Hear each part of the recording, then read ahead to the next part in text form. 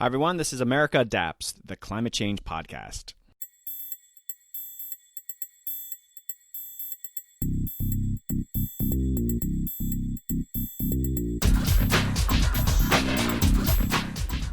Hey, Adapters. Welcome back to the podcast. We have an exciting episode for you. Joining me is Dr. Carolyn Kousky, the Executive Director at the Wharton Risk Management and Decision Processes Center at the University of Pennsylvania. This is the second time Carolyn has joined me on the podcast. In this episode, Carolyn shares the 8 recommendations on climate adaptation for the Biden administration she has developed. We go through all 8 recommendations and discuss what they mean. We're likely to see a lot more action on adaptation with President Biden coming into office. I'm also excited to announce we have a new semi-recurring segment on the podcast, Adapting to Climate Change with Alice Hill. Alice has been on the podcast before, and based on some offline conversations we've had, we thought it'd be great to hear her on a more recurring basis. So in these shorter segments that we originally recorded in Simpatico Studios as a streaming TV interview, Alice and I will go over topics she has recently been commenting on. In today's segment, after the interview with Carolyn Kousky, we talk about wildfires. Stick around to hear Alice weigh in on these important adaptation issues. I'm very excited to be hosting Alice semi-regularly and getting her contribution onto the podcast. Okay, we have started a bi-weekly newsletter here at America Adapts. We highlight the latest episode and news and stories related to that episode's topic. We also highlight other climate pods and share a few other adaptation-related goodies. In the show notes, there is a link to subscribe. Please do. Coming up on the podcast, America Adapts is going to Hollywood. Well, sort of. I have on Cheryl Slane from the Natural Resources Defense Council, and we learn about how that conservation group is trying to encourage new narratives around climate change, and that means working with TV and movie producers. Also returning is Dr. Jesse Keenan from Tulane University, and he's going to give a primer on maladaptation, a topic we haven't dug into enough on America Adapts. It's a full slate coming up. Okay, Adapters, let's join in with Dr. Carolyn Kousky and hear what her 8 climate adaptation recommendations are for the Biden administration.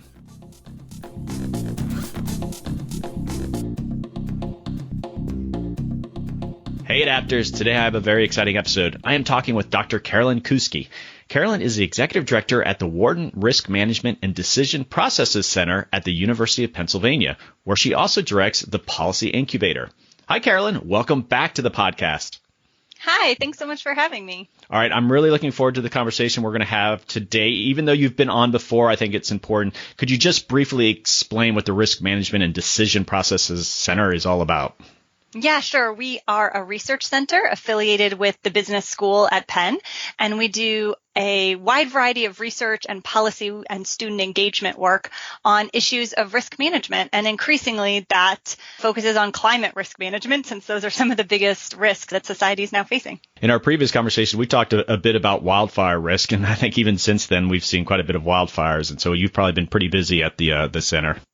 Yeah, climate disasters show no signs of slowing, right? So there continue to be lots of challenges and things to work on. They're going to keep you busy for a long time. So we have a new administration coming in, President-elect Biden, and when people listening to this, he'll be President Biden, hopefully. And we are all hoping that a lot more action is going to be taken on climate change across the board, from mitigation, but in our areas related to resilience and adaptation. And what you've come up with is a list of 8 recommendations that you are proposing to I don't know if it's proposing directly to the Biden administration. Maybe you want to give some background on that. But just give us some context before we dig into those. Yeah, sure. I think there's been widespread recognition that we're not doing as much as we can as a country to promote climate resilience.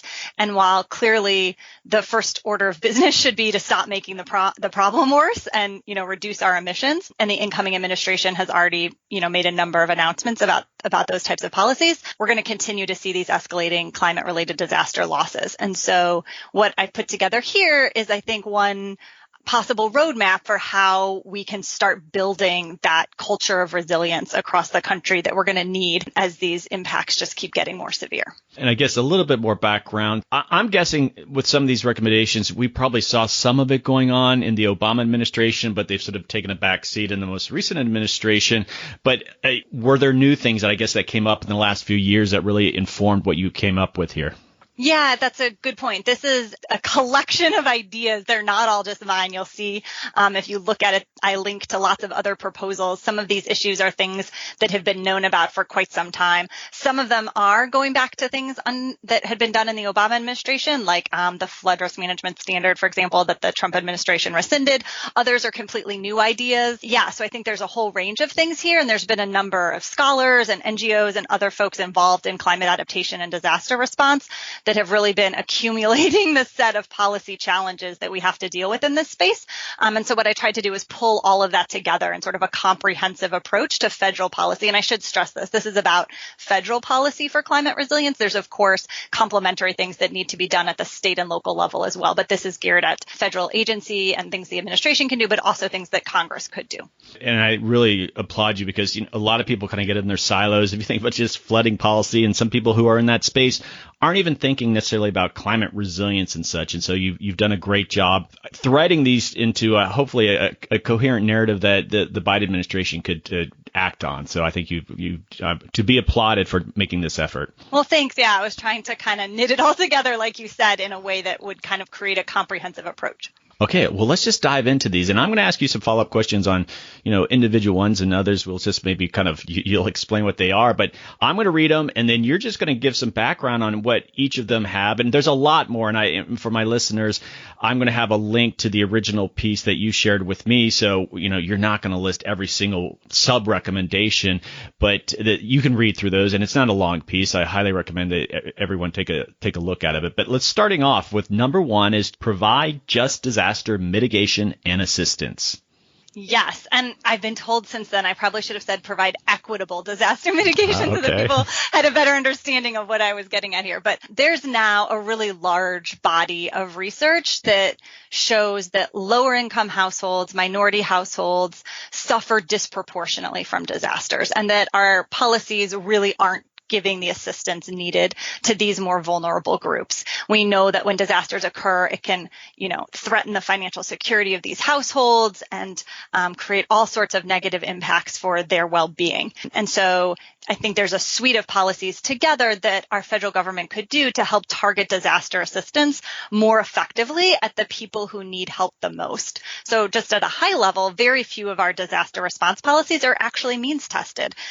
By which I mean giving more money to lower income families that actually need the assistance more than, say, a very affluent family. And so I think this kind of group of policies is everything from, more means testing on some of our existing grant programs to providing, more detailed technical support and helping these households and communities navigate the difficult process of disaster assistance. We'll get to that a little bit later. Things like an affordability program for insurance that also comes up again in another recommendation. We talk about financial resilience among households. But so I think there's a whole group of policies here to better help low-income families recover.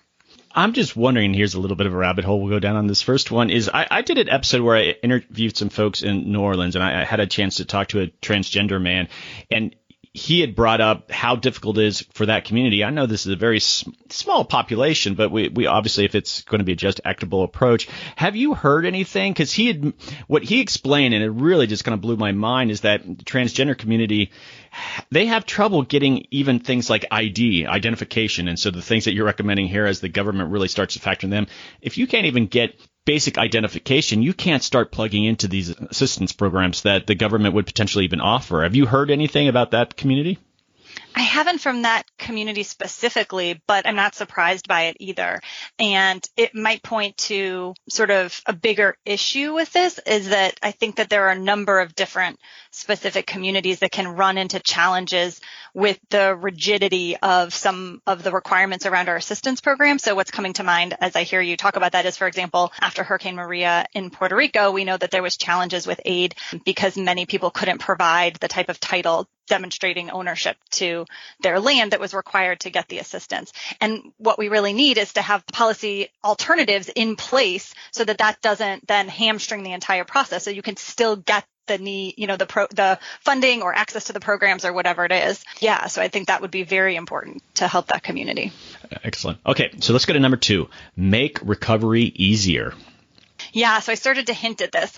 Right now, getting disaster assistance from the federal government after, a big flood or a wildfire or a hurricane or any one of these disaster events is really unnecessarily confusing and difficult for people as they try to navigate all the different programs. And we have different federal programs, have different sort of activation triggers and different requirements for whether you can access the assistance, and they're in different federal agencies, and some of them sort of interact with each other, right? Like you can get a loan from the Small Business Administration, or you can get FEMA individual assistance, and you often have to go to one before the other.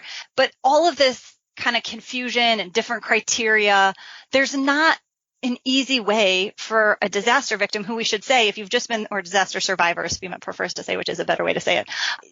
They're dealing with so much already, right? The emotional stress, everything you have to deal with after being through one of these events, to then on top of it, have it be so confusing. It is just really, it's challenging and it's upsetting for people. So there have been several suggestions about how to improve this. So for example, after Hurricane Sandy, a rebuilding task force was set up, crossing the federal agencies to sort of improve response. And they had this suggestion that there should be a, quote, no wrong door approach to getting federal aid. So no matter which agency is your first point of contact or which program, you can get all the information you need on all the programs available to you with very clear instructions on how to navigate them and in what order. As a sort of related suggestion has been made by the disaster recovery nonprofit SBP, where they've said you should essentially have just one application so that you only have to fill out, go through one set of paperwork. And then, the federal agencies, it should be on them to sort out which programs you then qualify for and get you that assistance as fast as possible, so that it's just easier for people to get the aid that they need. As I hear this, and as I read through your sub recommendations, it's a bit frustrating when you think, okay, we've had hurricanes 10 years ago, we've had them 30 years ago, we've had them, why is it that we seem like we have to go through this process? And you're probably, the federal bureaucracy very well. Why is it that in those things that you just even mentioned, like, okay, great, they're trying to make things easier and more accessible, but why does it take so long? Why are we even having these conversations?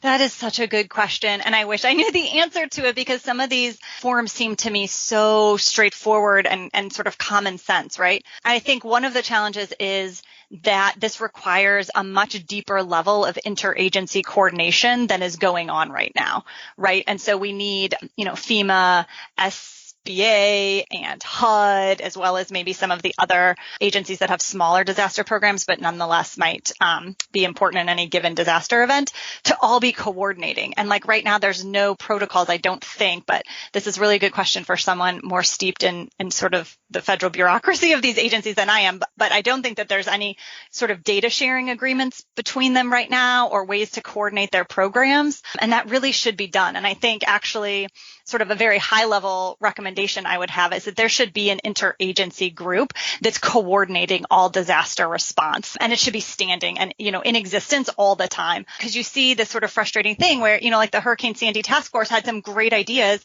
and did some great things with Sandy, and then it didn't carry over to other disasters. So we have this learning as we go through these events, but then we don't institutionalize the improvements that we need. And so I think some of this is going to take Congress being willing to adopt and legislate some reform. But I should think that these are lists that should be quite doable, I would hope. And I think of even the private sector, and I'm not usually the first one to sort of say, well, the private sector does it better in this respect. But you think of it even in insurance companies. I've had insurance companies, I won't mention any names, but I'll have an accident or there'll be some sort of disaster and, next day. And I was dazzled by just how quickly they respond. And so they have a system set up to do this, and they're writing checks and all that. And this isn't rocket science. And I guess it's frustrating for people that it's become such a maze. Yeah. And maybe part of the problem is, I don't know if this is just not, the funds aren't appropriated by Congress or something, but we really need to just upgrade all those data systems and information systems, right, to modernize sort of the way that all these different agencies are keeping their data and then able to sort of share and coordinate that data. I had someone remark to me once, for example, that a lot of the stuff that's requested of disaster survivors for assistance, if you've been paying federal taxes, should be with the IRS. Like it should be able to be looked up with your name and address without you having to re-enter all this stuff or find documentation in the midst of the post-disaster crisis, right? So we should make it easier on people. maybe there's a graduate student that studies policy out there. I wonder if there's any lessons to be learned with the Obamacare, the Affordable Care Act, because there was a major integration between the private sector and, private insurance plans, but then the government's playing a coordinating role.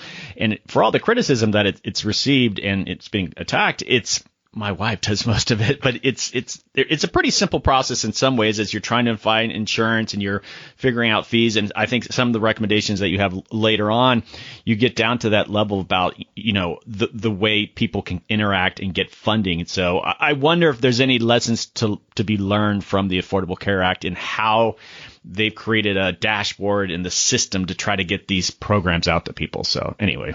That's a great suggestion. I haven't seen anyone look at that, but I think, there could absolutely be lessons learned in how you design those systems and make them work that aren't specific, to healthcare or disasters or whatever, but just about how to do things more efficiently. So I think that's a great idea. And I think there's also, just on this kind of general theme, but switching topics a little bit, another thing is that there are some things in statute that I think were maybe put in with good intentions to sort of, reduce perverse incentives or make sure that in disaster response, those funds weren't being misused, but have really limited flexibility in a way that is actually now undermining some of our overarching objectives in terms of building climate resilience, but also sustainability. And one that I've heard talked about and has been written up in several news articles is that, for example, certain FEMA assistance can only provide temporary housing.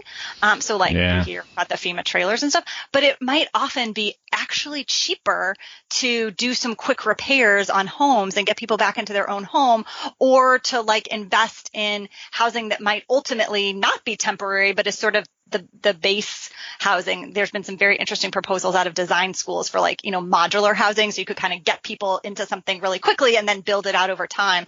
But those types of things are sort of prohibited by the way the legislation is written. So I think there needs to be some committee or something that goes back to things like the Stafford Act with a fine, pen and kind of changes some of these things that are causing problems.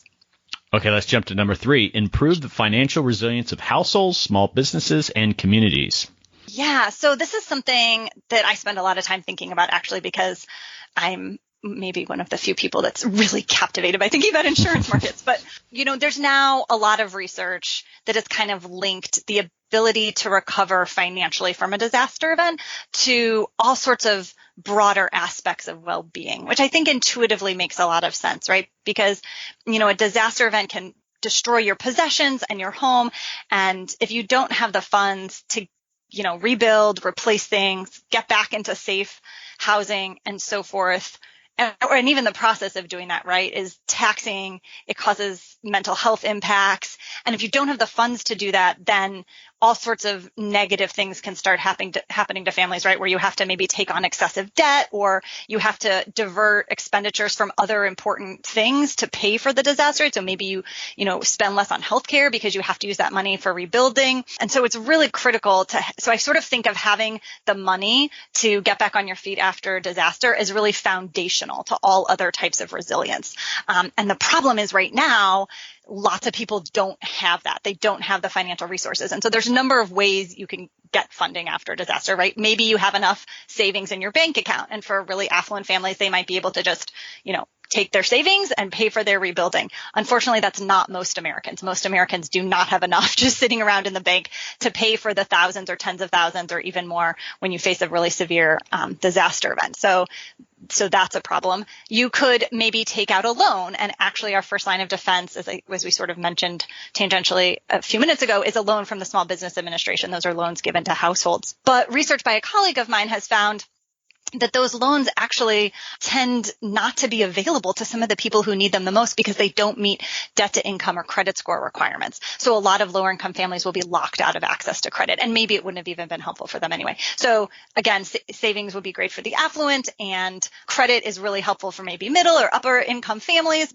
but you can still see that we have this group of people who are not served by either of those. And then there's federal disaster aid, which is actually quite limited, contrary to some popular misperceptions, and often really delayed. So aid's not a super great source either. Maybe you have money from family and friends, but in disaster events, everybody tends to get hit in a community all at once, right? Like all of your neighbors are also struggling with the flood damage or the storm damage. So that also makes that difficult, which is all to say that leaves insurance as a source of funding to repair and rebuild when you don't have access to any of those others.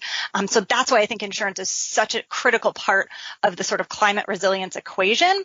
And the challenge there, as you've seen with all of these, is that the folks who need that insurance the most because they don't have savings and they don't have access to credit can't afford it. So we're in a real bit of a bind here in terms of building this necessary financial resilience comprehensively for everyone, right? And so I think we need to do more to assist lower income families with the cost of disaster insurance. There's been a lot of policy proposals put out specifically around flooding, but I think we could do this for other disasters as well. I think we could also be more innovative. So recently at the center, we've been looking at things like bringing micro insurance, which is very sort of lower coverage, lower premium insurance targeted at lower income households that's been used in the developing world to the U.S. Puerto Rico is the only place in the U.S. that's so far exploring that. But there's other things like that would be sort of more innovative that could be done. So I think a big piece of the financial resilience is this emphasis on how to help lower income families have the funds they need post disaster. But then there's other issues too. And now I've been going on for quite some time, but just really quickly, we have to make sure the NFIP is able to handle the increasing flood risk in a lot of communities. So I think there's a bunch of NFIP reform that also falls in this camp of making sure households have financial resilience. And then we also do have a challenge that other households who might not be particularly low income still might not have insurance coverage who could really benefit from it. And that has to do a lot with lack of insurance literacy or not understanding the risk or being confused that most standard homeowners and policies like strip out a lot of disaster coverage. They don't include floods. They might have a really high deductible for hurricanes and so forth. So one of the subheadings here is stop underwriting repetitive loss properties. And, let me just read the whole thing. As discussed further below, these properties are too risky and cost more to continually rebuild than they are worth. And so that comes up a lot. And you think of flood insurance reform, but I almost feel that kind of contradicts maybe some of your other recommendations that so much, especially in regards to disasters, is like getting people back up on their feet. And so it seems like sometimes there's judgment calls. It's like, well, what does that mean? Does that mean rebuilding in their same spot? And there's just so many things you have to kind of factor in. Well, why should taxpayers help rebuild for the fourth time in these areas? And I don't know if you kind of would think that these are very narrow areas that would be like these properties. Maybe they're not as many as I think, but as we get more disasters and there seems like a wider zone of people being impacted. And we have maps, we have science that'll sort of explain, what, this area might be more prone to disaster. And even though it hasn't been hit yet, what about that? How does that factor in regards to making, I guess, people more financially resilient? Should the government play a role into just keeping the status quo? Yeah, that I think you've hit on one of the most difficult questions, which is like which areas are really simply too risky to have building and what do we do about it? And your point, which areas are they even? I mean, because the places in the U.S. that could be hit by any kind of disaster of any magnitude is huge, right? And we're not going to stop all building anywhere that there might one day be a storm or a flood or a fire.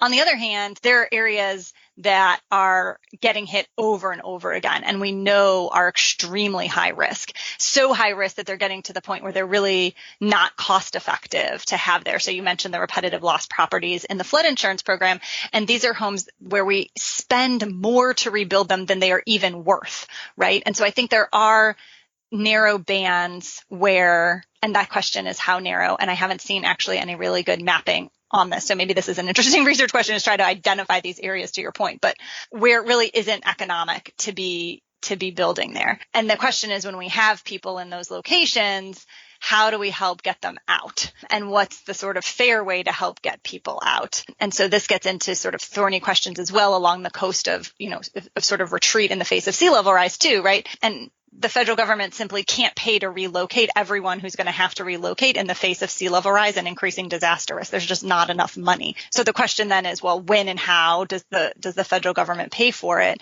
And I think at the same time, maybe the easy piece that we can all agree on in that thorny problem is that we shouldn't be making it even harder for ourselves down the road by continuing to develop in areas that we know are super high risk, but are currently undeveloped. And how can we leave those undeveloped? One thing that I've talked about is expanding the coastal barrier resources system, which essentially says these are areas of land where we're not going to subsidize development with federal dollars. So it doesn't prohibit development. If you want to go and build your house there, you can do it, but the federal government isn't going to underwrite the cost of the infrastructure or the roads or your flood insurance or anything else. You have to bear those full costs. And if you want to bear those full costs, go ahead, but that's not something that we should be using government dollars or taxpayer dollars for. And I think there's a compelling argument there. Now, of course, the challenge, the devil's in the details is like, how do you actually define those areas? And we want to be thinking not just those areas right now, but over the next, say, 10 years, 20 years, and have it be sort of rolling forward. So I think I just echoed back to you that you identified a really tricky problem without giving you a super good solution. Well, someone would have solved it by now. So no, and we're going to get back to managed retreat. I want to get that into number 5, but let's jump into number 4, annually fund actions to lower our risk. Yes. So this stems back actually several years ago. A colleague and I looked at all the flood mitigation. So mitigation in the hazard reduction sense, not in the climate abatement sense, the sort of flood risk reduction dollars that the federal government was spending, and found that like 90% of them across agencies were appropriated off budget in these disaster supplementals, right? We know after we have these really big, say, hurricane events, that Congress comes in with these massive supplemental spending bills. And that's where a lot of the mitigation spending was happening. And, there's some sense in that, in the sense that when you're rebuilding, you should build back better. You should build back stronger. You should incorporate resilience at that point when the capital stock is damaged and changing anyway. And of course, we know from, sort of behavioral economics and psychology that once a disaster has happened, it's really salient for people and they're much more willing and interested in investing in risk reduction at that point. So it's a good time to kind of meet people, who are concerned and get them to invest in these things. So it's not that that's terrible that we invest a lot of our mitigation dollars that way. But the sort of downside of it is that we're waiting till after a disaster. So we're not doing anything preventative, and we're only targeting money and lots of money, I want to be clear, at the areas that happen to have been hit, right? And we know there are other areas that are equally at risk that just didn't happen to have the landfall of the hurricane there or whatever. So it might not also be the most cost effective or the most equitable way to be distributing our mitigation dollars. And despite what I said about sort of the behavioral economics and that people are more willing to invest in risk reduction after disaster, which is true, it's also true that there's been excess demand for pre-disaster mitigation dollars all the time. So we're not meeting the demand that communities have to do these projects ahead of time as it is. So that might be less of a constraint than we might think. So I think it would be important to sort of put more dollars in these types of, whether you want to call it disaster mitigation, whether you want to call it climate adaptation projects at a local level. And of course, this was done a little bit recently through the new FEMA BRIC program. And I think that was a good step in that direction. And we kind of need to expand on that. And I think maybe, one way to do it would be just put more dollars into that type of program. But it's probably time to have a new climate adaptation specific grant program that's targeting specifically climate adaptation and that is somehow, and we were just talking about the difficulties with interagency coordination. But I would think that this falls in the domains of both, of HUD, of NOAA, and FEMA. So how can we kind of have a grant program across all those kind of domains? I don't know. But I think that sort of is needed. And then you can sort of target that too. Like maybe we want to focus more on nature-based solutions, or maybe we want to work on having some innovative pilots, or, you could think of sort of other ways to be creative with those grant dollars. No, and I like the idea of a very large climate adaptation grant program, even just for the sound of it, just getting people comfortable saying this is falling under this umbrella of adaptation so they can start connecting the dots. And I want to bring up something later related to that. But and I think the holy grail of associating mitigation revenue raising, I think you mentioned carbon taxes and such, directed into adaptation, that makes the most sense. I think we get the most traction. I think California has some sort of variation on that. And so those we're going to need a lot of money. So they're going to need to tie it to mitigation. We are going to need a lot of money. Okay, we're jumping to number 5, rebuild for the future and not the past. Yes. So we've talked about this a little bit already. When we're in that process of rebuilding, we need to be incorporating the climate changes at that time. I think that should be sort of really obvious, right? When risk is changing, we don't want to be building to a standard that's going to be obsolete in just a few years. And so that's both the way we're building, like, how high we're elevating this building or this bridge, but also, as we were just talking about with retreat, where we're building. Like, should we be rebuilding homes here? Or now that they've been destroyed, is it a good time to be thinking about moving them somewhere else? And so, as we were talking about, that's a really complicated problem. And so it's going to require a bunch of things. Some of them we mentioned, like changes in the Stafford Act, or how the HUD grant dollars are used to enable more flexibility, so that, a lot of our federal disaster dollars go to rebuilding things as they were, and to say, we're not going to do that. We're actually going to explicitly allow you to take the federal dollars and do something different. It also goes to what we talked about earlier. President Obama had put in place a standard to say that if we're going to use federal dollars, then they have to be built to standards that take account of the best available climate science. So we need to be thinking about the life of this investment, the life of this infrastructure, whatever that is, and what climate impacts are likely to be, what they're projected to be over the life of that investment, and make sure we're building to those higher standards. I think, also part of this are, we've teed up a number of these conversations, but how we handle managed retreat and stopping subsidizing repetitive loss properties. Some other things that we haven't talked about as much, though, another piece of the puzzle might be starting to send climate signals into other types of markets, like mortgage markets and housing markets, right? So I think that's part of it as well. And I think, actually, just to end on one thought, people are connected to their community and their place, and of course they are, and that makes some of these things hard. And I think we need to start having more conversations like you're having all the time, but in communities, in schools, with neighbors, about how our communities are going to look different, so that we expect that, so that we don't have an expectation that our kids are going to grow up and live in this community exactly the same way. And especially this is true on the coast in the face of sea level rise. Like maybe your parents lived here and your grandparents lived here, but you younger generation aren't going to be able to live here. This is going to be underwater by the time you're an adult or by the time you have kids. And having those conversations so that we can face change, I think, would go a long way to then making us more willing to take the steps we need to take. I love that. Great idea. Okay. And so one of your sub recommendations, I want to read this to you because I talk a bit about managed retreat. I love the topic. And do you cross paths with A.R. Siders? University of Delaware? Yes. Mm-hmm. She and I've had multiple conversations, and it's always interesting work. Yeah. And it's such a interesting hypothetical conversation you can have too. What about this? And it just makes you think about everything. And so this is what you wrote. The federal government can help facilitate managed retreat through legal and regulatory approaches for transferring ownership to the public sector as private property is inundated, financial incentives for relocation, and conservation of coastal ecosystems. Okay. So when I was reading this and I was thinking, as the key line there is private property is inundated, to me, and maybe this is a criticism of some of your things, it's too reactive.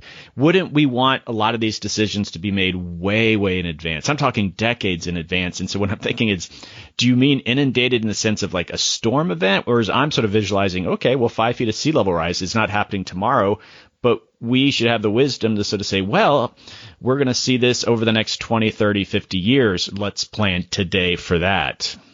Well, absolutely. I think we should plan today for that. And I think to the extent that we can plan today, right, we lower the chances that how we react to sea level rise is in post-disaster suffering, right? Because if we don't react, then what's going to happen is it's going to be some big storm or something that's going to upset, a community and people's lives, and they're going to be forced to retreat. So I completely agree with that. I think my thoughts on managed retreat are that we sort of need several supporting things. So we need that early planning, and we need incentives to get people to be thinking about relocation now. But we also probably don't have the appetite, or this is raising legal questions that we need to bring some lawyers into the room for. We're not going to just be appropriating back private property, right? So this has to be like all our bio programs so far are completely voluntary for the most part. We don't condemn and take back land really. So how do you incentivize people to do that? But some people aren't, right? And then we have places along like Texas and, other places on the coast where there are people whose land is literally underwater now, and they just have their house on stilts. And I know there's actually legal precedent here and some challenges with this because states actually have some strip of coastal land that's public. And so if we don't make that public easement roll in, this is the rolling easements idea with the rising waters, we could lose our coastal ecosystems and our beaches and everything because we don't allow them to migrate, because eventually it hits private property and we let people put up their house on stilts and keep everybody out or whatever. But I think there's some sort of legal structures that have to be solidified as well. I've had environmental lawyers on the podcast, and we've talked about this. In eminent domain, to me, it's just like this powerful weapon that the federal government has, and they're going to have to get a lot less shy about using it when it comes to retreat from the coastline, and we're going to be pushed in a lot of ways. And so, Margaret Pelosa, she's an environmental lawyer, and she wrote a whole book around sea level rise, and so the whole notion of like, what could you use eminent domain as a way of doing it? Yes, of course you could. It's more of like setting baseline standards to like, why is it in the public's interest for us to condemn this land and take it from you? And it's just like, well, look, all these gas stations are now Superfund sites because they're getting inundated. And you talk about the houses on stilts. There's still so much government infrastructure that goes into keeping these places sustainable, like be electrical lines and the water. And so the notion that they've just built on stilts, government hasn't gone anywhere. And so those are great points. And it reminds me of a colleague, Thomas Rupert, who's done some work on, as sea level rises, and if property is abandoned or gas stations or whatever, you could have real ecological messes at the coast, and you need some way to clean that up and restore the land. So we also need to be thinking about the structures for that and how to fund that as well. Sorry, it just made me think of that when you mentioned it. I know Thomas Rupert. He's at University of Florida, right? Yeah. Listen, we could do a whole episode around number 5. We're not going to do it. All right. Number 6, strengthen our infrastructure. I think this one's really straightforward. I mean, everyone knows that our infrastructure is in such need of repair, right? I mean, it consistently gets these failing grades all the time. There's that infrastructure report card, and it's always like a D or something. So it's not just climate, but we have crumbling infrastructure as it is. And so what we need to do as we rebuild that infrastructure is take into account the climate changes that are going to be happening, right? Whether it's to relocate infrastructure that shouldn't be there anymore given sea level rise, or it needs to be built stronger or different because of changing storm patterns or wildfire patterns, or whatever it is. And, both sides of the aisle have their own proposals for infrastructure bills. And, I would think now is a really nice time in the middle of the COVID downturn to put together a good infrastructure bill that includes some of this climate work as well. And I'm going to jump to 7 because I think it's related. Yeah. And you have harness nature for risk reduction. And when I was reading this, my background is in natural resources and wildlife conservation. And, the natural resources, they never get the attention. They never get the funding that the built environment does. And so when it comes to climate change, I think there's a real opportunity to marry, when you say infrastructure investment, and you do make a great point. You have number 7, harness nature, but serious investment in natural resources as a way to build a more resilient society, not just because we want to, create some new parks. I mean, it's truly like extreme heat. And could you elaborate on that? Yeah, no, absolutely. And I completely agree with you. And I have this, on the side, I've been reading a lot about the 6th extinction and the ecological crisis we're in and the crashing biodiversity.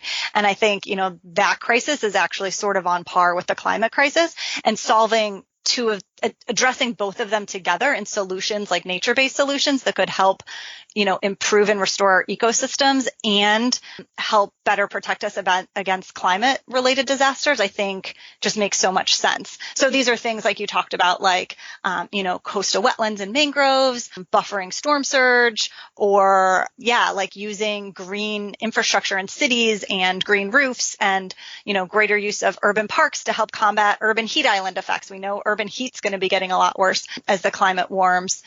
So I think there's, a whole range of types of solutions like that can be both important for ecological systems and also provide all these benefits in terms of recreation and improving the livability of cities and so forth. So, and I kind of liked as well the idea that you could link this with the UN Decade on Ecological Restoration that starts right now, and kind of be part of sort of uniting that global effort to focus on degraded landscapes as well. And my one thought on that is that maybe we could put together something inspired by both the Civilian Conservation Corps and also our current AmeriCorps programs, which I think are just outstanding, and put together something like a restoration corps. So you have a group of people who go out, and can focus on ecological restoration. And right, you could think about that being forest management in the West, or helping restore lands in Appalachia that have been scarred by coal mining, or places in New England that are stressed by climate changes. I mean, there's just so much ecological restoration that could be done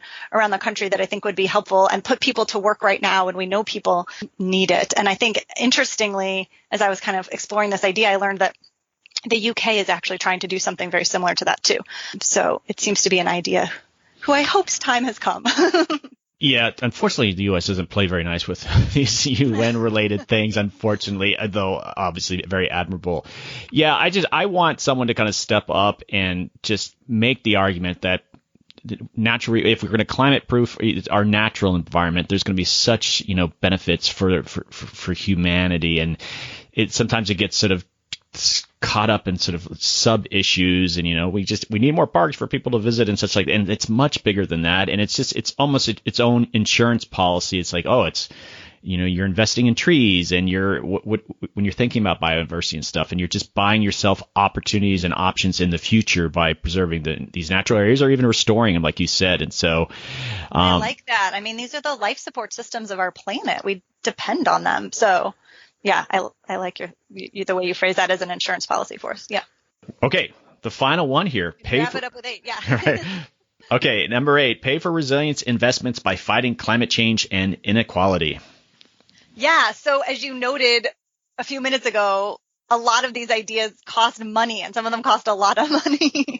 And so I understand that. But I think the important thing here, right, is the sort of basic economic insight. The taxes aren't just revenue raising things. They create incentives and disincentives and guide the flow of capital in our economy. And so, any environmental economist will tell you can use taxes to tax what they call externalities, things that are causing harm on other people. Climate change is the biggest example of that. And so we can do things like tax carbon, which would go a long way to helping us actually lower our emissions and direct dollars into low carbon technologies and sources of the economy. But we can use that revenue then to pay for all these resilience building things. And I also think at the same time, we talked about the climate crisis. We talked about the sort of biodiversity crisis. I think the third crisis that we're facing right now as a planet is inequality. And inequality, globally is a problem. And in the U.S., it's like as high as it's been in the last 5 decades. And the numbers really, they make my jaw drop, actually. But that's not just a natural state of the world. That's a policy choice. And so as many people have pointed out, even a very small tax on the sort of astronomically wealthy can generate enormous sums of money that could help with climate resilience, that could help with inequality as well. So those are the 2 kind of tax proposals. Tax the rich. I like it. It's just dumbfounding how Americans are so easily convinced that we shouldn't be doing these things and raising revenue, and the whole notion of, we should be a middle class society, not one that favors. This is not an economic podcast, but I'm always amazed how people work against their own self-interest, not looking for a handout, but just like you said, this is equality, and we've kind of forcing those apart. It's crazy. Yeah, I think there's sort of an ethical dimension, but there's also a very clear economic argument here too, that economies do better and are more stable when you have a thriving middle class, and we have just gutted our middle class. So agreed. Yeah. Oh, well. I won't get on the soapbox here. I'll just leave it there. We'll leave it the union episode for the next one. All right. Okay, so we went through those 8. I have some follow-up questions. Those are fantastic. Again, I recommend people, there's a lot more there. You covered a lot of ground, but there's a lot more there that people can see. But it's a very readable 8 recommendations. But I'm going to give you some feedback on what I think was one big glaring omission. It deserved to be number 9 or number 1 or whatever. And you actually alluded to it in your conversation before, but it's not – I went through it a couple times, and I didn't necessarily see it as you talked about building awareness in society about these things that we have to do, about adaptation and, communities, and explaining what we're doing here. I think that deserves its own recommendation, that the government needs to be in the business of communicating what adaptation is, what adapting to climate change really means for society. And I think people, even in our space, we get too caught up that this is this wonky, technical kind of field. And I like to say on my podcast frequently, it's just, I think adapting to climate change will be the greatest challenge that humanity has ever faced. And I know we've faced quite a few challenges, but I mean that. And I don't think people really understand the roller coaster we're about to experience. And the government shouldn't be shy about communicating all that. And if there was a way that they're explaining that, creating a narrative. We've just gone through like distilling narratives down to like MAGA, right? It's down to that simplicity. And so we shouldn't be shy about that. And I think there's a real need to get people comfortable knowing what's going on here, as opposed to being, oh, this is just about responding to disasters and helping just in that, oh, that hurricane hit, now we're going to forget about it. It needs to be tied to that broader narrative around adapting to climate change. I completely agree with you. And I need to have Doug's number 9 that we add in there now. Okay. Yes, absolutely. You're right. Of course, you're right. And there's so many facets of that as well, too, right? I mean, like you said, the sort of broader narrative, but I think also, as we talked about before, curriculum in schools and K on up. Funding it. I mean, I'm serious. It's a national, and you have to be careful whenever government sort of gets behind something, but working with the private sector, you're working with Hollywood. It's just like this. We need to get the word out there, and this has to be consistent and incessant. And this is going to go on for decades. This is our next phase, and so we're just too shy about it. And I think people in our space, we just get caught up in the very narrow focus that we're working on. And I think it's a missed opportunity. And that's what I'm trying to do with the podcast, make adapting to climate change more exciting, because that's what it is. Yeah, no. And I think another thing you've done really well with the podcast too is highlighting, which I also hear you saying, how diverse this is and how many, it's going to touch everything, everyone's life and all sectors. And so I think I certainly, don't keep that in the forefront of my mind as much as I should. I was trained as an economist and I tend to have that lens on the world. But I recently watched a documentary that was anthropologists talking about, not just how are we going to move our people and our property, but how are cultures going to adapt and change? And especially cultures around the world that are so tied to the land and the current climate. And as all of that's changing, those are equally difficult and challenging things. Yeah. We're on the same boat. The next version we'll see, number 9. Okay, so a few more questions. The most obvious one I had was just like, have you shared this with anyone in the Biden campaign? I don't have any close ties with the Biden campaign, so I don't know what they're thinking on this. They've obviously made some fantastic announcements about climate abatement, and the climate team they're putting together is, obviously fantastic. I've not heard much out of, and what I know is what anyone knows in the kind of general news reporting on this, on the issue of adaptation, though. And I think it makes all the sense in the world that they start with abatement and getting a handle on reducing our emissions. But, I think you'll agree that adaptation has to be a part of the federal policy conversation right now, too. So I was actually considering delaying this conversation because today is the day that Georgia is the election for the Senate. And so the question could be very different. Oh, well, the Democratic Senate, what are our chances for getting some of these things passed versus like, oh, the Republican Senate, and we'll know tomorrow. So when people are actually I was actually corresponding with a Senate staffer, I will say, this morning on this idea of an ecological restoration corps. And they made exactly your point, which was it's going to entirely depend on who has control of the Senate, whether we see some type of jobs bill like this that has a service component to it, whether it's restoration or other things. Okay, so for my listeners, this will be published after we know the election results. And so you might just be like, oh, what could have been, right? Or, hey, great, they called it. And so, but I mean, realistically, and you don't have to go through all 8, but just let's say it's a friendly Congress. Are all these things pretty doable? I think they're doable, yeah. And I think a lot of them should have bipartisan support. I know that feels hard to say in such a polarized world right now, but I really hope we can move beyond the polarization of the last 4 years and get back to realizing that there's actually, when you poll the American people, much greater agreement on the need to take action on a number of these things than hearing the sound bites from our politicians would suggest. Yeah, I agree. And I'm also curious that, I do see some of these in the Green New Deal, and you've probably read through that. And so there's some overlap there, and that has been so vilified. That's become the boogeyman for everything bad in the universe. And when I read it, I'm just like, oh, this is a pretty modest proposal to try to deal with the challenge of for everyone. And so do you see some of the overlap with the Green New Deal? Yeah, there's clearly some overlap. I think, yeah, that's right.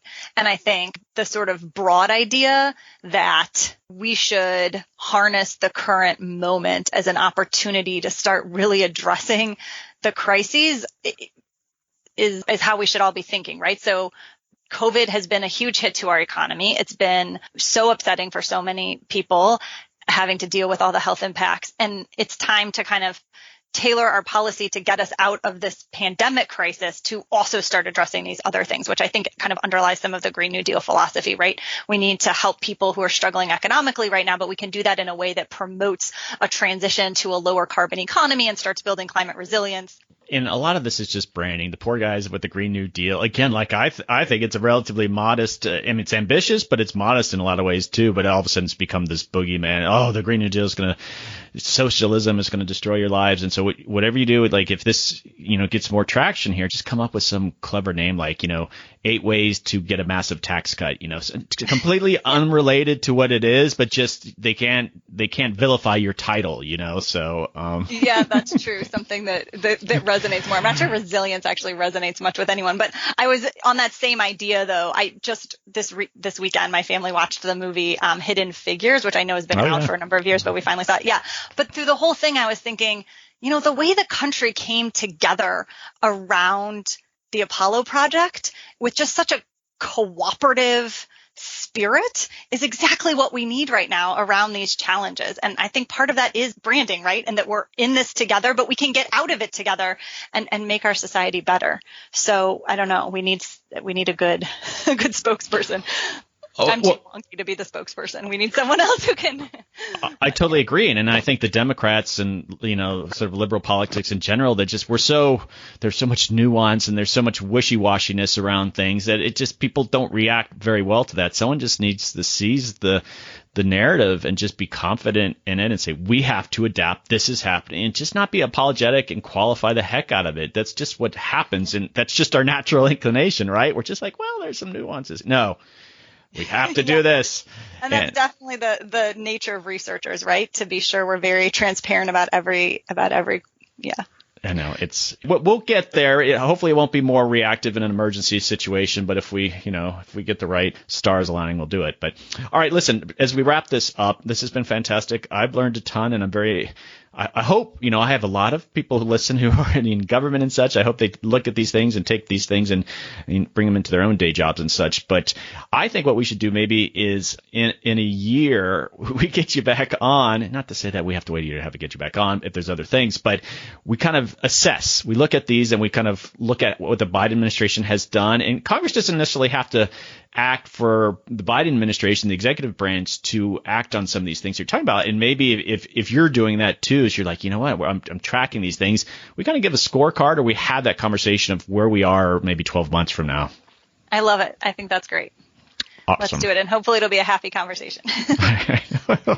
Yeah, right. Well, we've gotten one subheading that they've accomplished out of 70. So no, well, we're going to be optimists here. We're going to be optimists. All right, Carolyn, always a treat. It's great having you on. I mean, this is your second time. And so your first episode was a really popular one, and I appreciate what you're doing. And, definitely thanks for coming on and for sharing what you're doing here.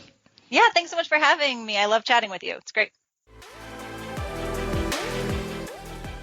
Hey, Adapters, I hope you enjoyed that conversation with Dr. Carolyn Kousky. Check out my show notes to have access to her full list of recommendations. Okay, as I mentioned in the introduction, I have a new recurring segment called Adapting to Climate Change with Alice Hill. As most of you know, Alice has been on the podcast before, and we had some discussion behind the scenes that would be great to get her on a more recurring basis.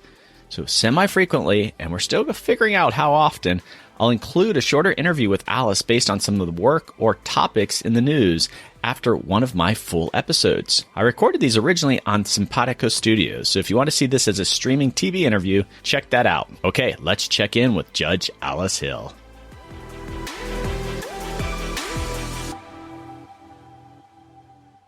Hey, Adapters, welcome back. Joining me is Judge Alice Hill. Alice is a David Rubenstein Senior Fellow at the Council on Foreign Relations. Alice's work at CFR focuses on the risks, consequences, and responses associated with climate change.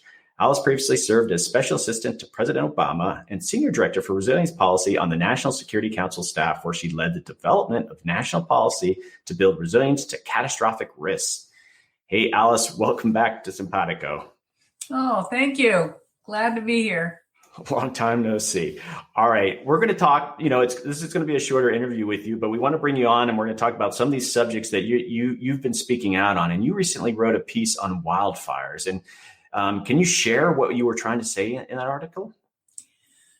Well, wildfires give us a glimpse of what's ahead in terms of utter decimation of certain areas. And after some event where people lose their homes, their livelihoods, may have lost loved ones, the natural response is we want to come back. We want to build back, and we want to be right back where we were. We love this community. And that's a sign of inspiration and really joy for people in a very terrible time. But with climate change, we need to find ways to examine the question whether it's wise to build back in the same place. And this is particularly brought home with wildfires. It's true in flooding as well. But with wildfires, we know that areas that have burnt in the past are likely to burn again. So if we put back a home in an area that is at high risk, say on a steep slope or some other factor that increases its risk to future fire, we're putting people in harm's way. Not only the people who live there, but also those that have to come to their rescue. And so we need to engage in a discussion going forward. How best can we plan for that? And that means that before communities rebuild, we should look at whether the land use choices that we made in the past still make sense going forward. And that means that we need to bring in a number of players, including insurance companies, so that we make it easier for people to take their insurance proceeds and move them to some other location, if that's their choice, to build somewhere else or to buy somewhere else. And look more holistically about ways that we can make that area safer. And if we can't, what are the better choices? That requires engagement on the community level, and preferably engagement would occur before the event, because after the event, people are rightfully concentrating on how to get back on their feet. And it's just much harder to have the conversation after a terrible event than it is before. It's tough enough before, but after the event, it's just a lot to ask. Well, one of the points you brought up within the article is there's this notion of we will rebuild, and the community leaders and elected officials and such. And you kind of make a point of saying that it's a misguided statement to be saying to people, even though you want people to kind of get back on their feet quickly. But why is that misguided?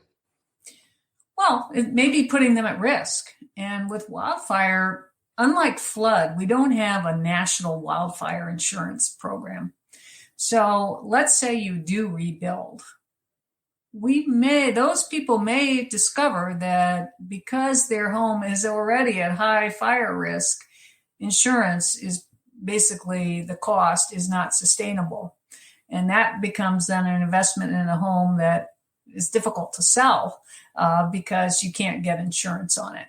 So we want to prevent people from discovering that they have poured a lot of money into what is typically their major asset, often going to fund their retirement, and discover that asset has greatly reduced in value because they can't get insurance on it and because it's at high risk.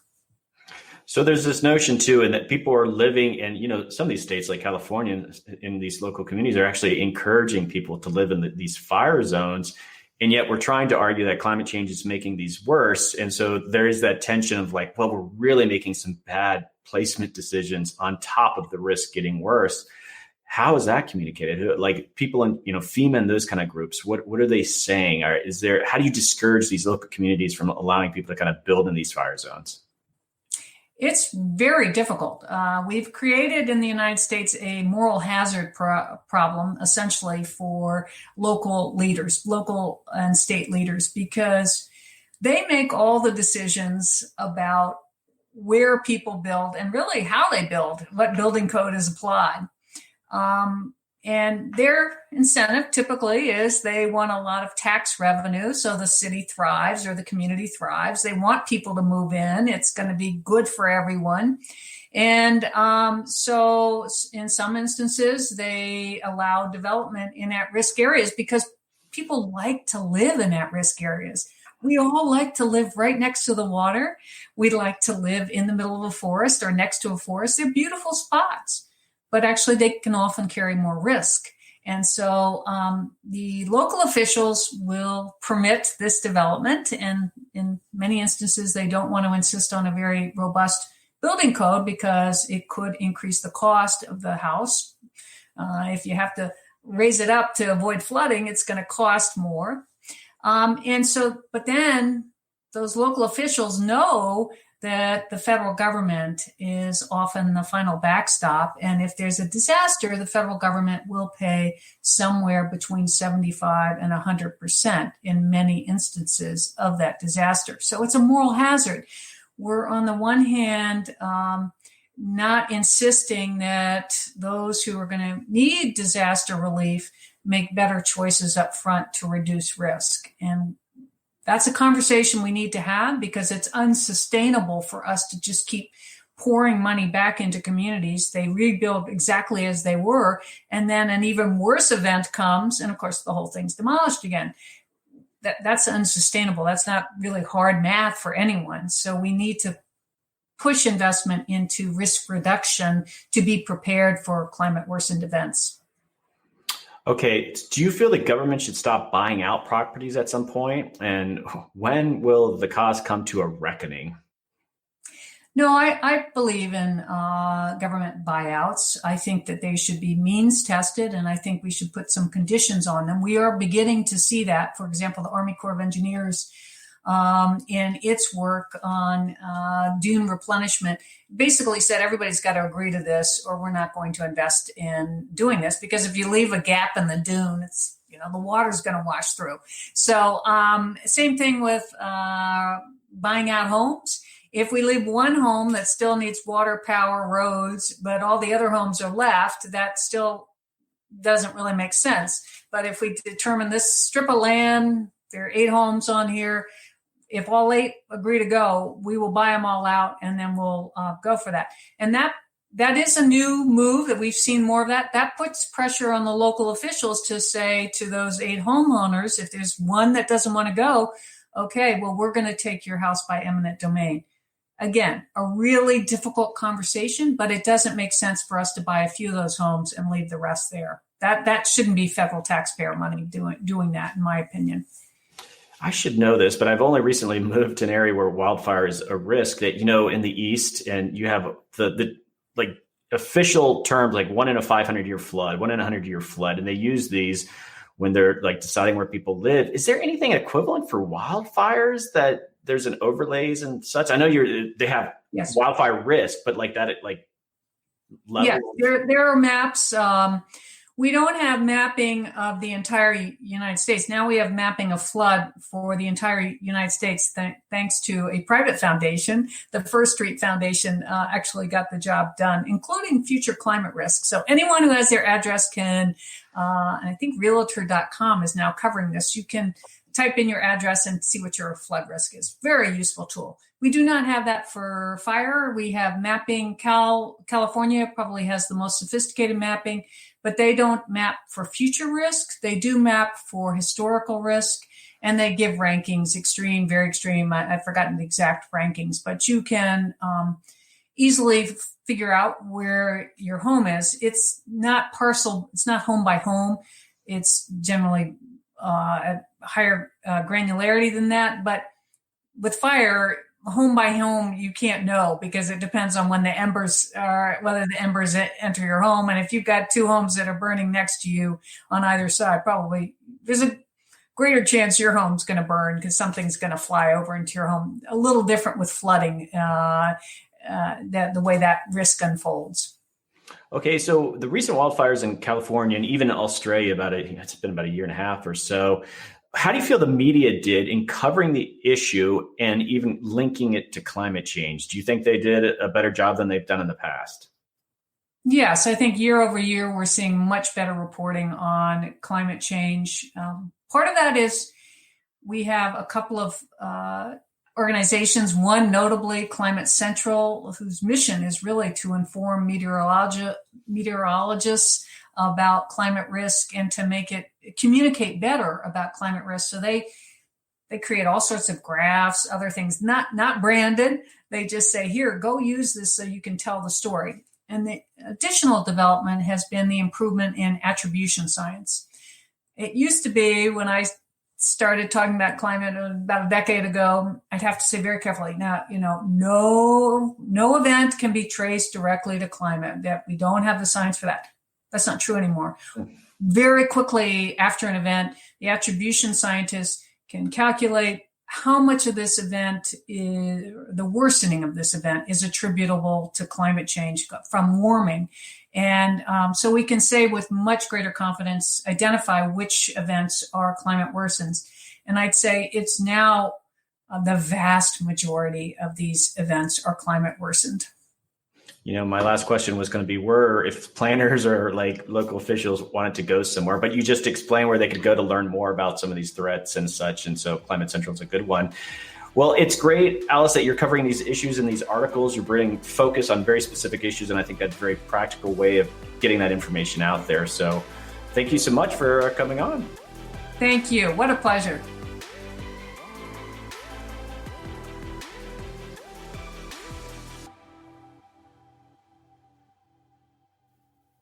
Okay, adapters, that is a wrap.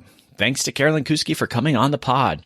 Just a note, I'm recording this a few days after my conversation with Carolyn. So now we know the Democrats won the 2 Georgia elections and now control the Senate. This is very exciting news on the climate front. Not only on the mitigation side, but many of the recommendations that Carolyn has developed have a much greater chance of happening. Very, very good news. And I'm serious about adding number 9, Carolyn. Let's get a massive adaptation communication strategy up and running. All hands on deck with that one.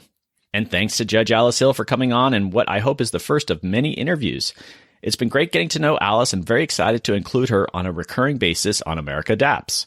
She's a great spokesperson and a leader in adaptation. Hopefully we'll see Alice spin off on her own podcast when the time is right. And in these shorter interviews with Alice, we recorded those on Simpatico. So if you're interested in seeing streaming TV version of these interviews, go check out Simpatico and find out more. Links are in my show notes. Okay, so if you're interested in highlighting your adaptation work in a podcast via America Adapts, think about using a podcast. Sponsoring a podcast allows you to focus on the work you're doing and sharing with climate professionals from around the world. I normally connect with folks at conferences and meetings, but that has been shut down for the last year. So definitely reach out directly to me if you have some ideas for this type of episode. That's how I keep the lights running. So maybe your organization wants to highlight the great work you're doing. Email me at americaadapts@gmail.com. Some final housekeeping. Don't forget to join the Facebook page and the Facebook community group. The group is private, but just search for America Adapts and ask to join. We have some insider conversations there, and I post stuff that I'm not doing on my main Facebook wall, and people share the sort of work that they're doing. So definitely check that out. And on that note, I love hearing from you.